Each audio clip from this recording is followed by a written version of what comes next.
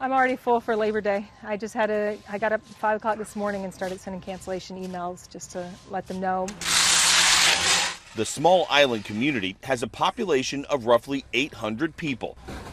Many of their homes are now piles of brick and wood. When you're coming back, what were you expecting? When we saw it on TV, honestly, we were worried. Laura Duncan said the hurricane destroyed her restaurant's main entrance, tore through its back stairways, flooded the dining room, and ripped up the floors, which they'd recently replaced. And I never saw the floors below that, so now we were all making fun of how many colored tiles we had. So it's amazing, yes. Like, you get a sense of humor. No, well, you have to, you know. Yeah. What are you going to do? Cry? I did that already. Yeah.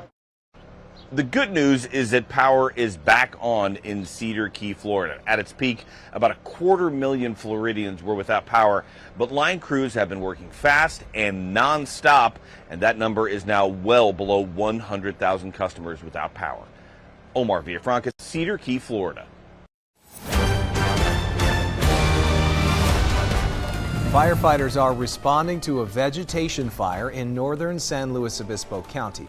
It's on Interlake Road north of Lake Nacimiento and near the Monterey County line. The fire is about 5 acres in size. 5 nearby structures are threatened. We'll keep you updated as we learn more. A new warning about an emerging group of powerful and dangerous synthetic opioids have been discovered in the U.S. and researchers say there's a new group of drugs that may be even more potent than drugs like fentanyl. Nitazines, a synthetic opioid like fentanyl, but with a different chemical structure.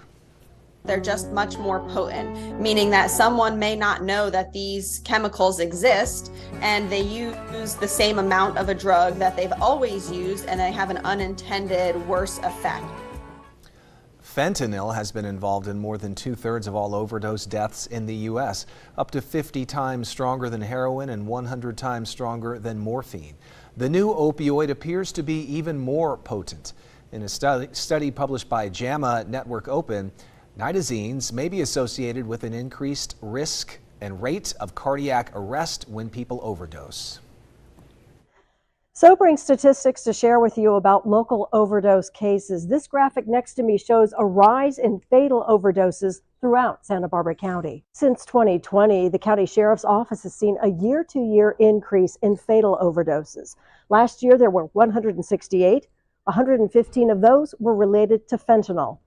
CADA and the sheriff's Project Opioid are part of a strong coalition committed to addressing the crisis and saving lives.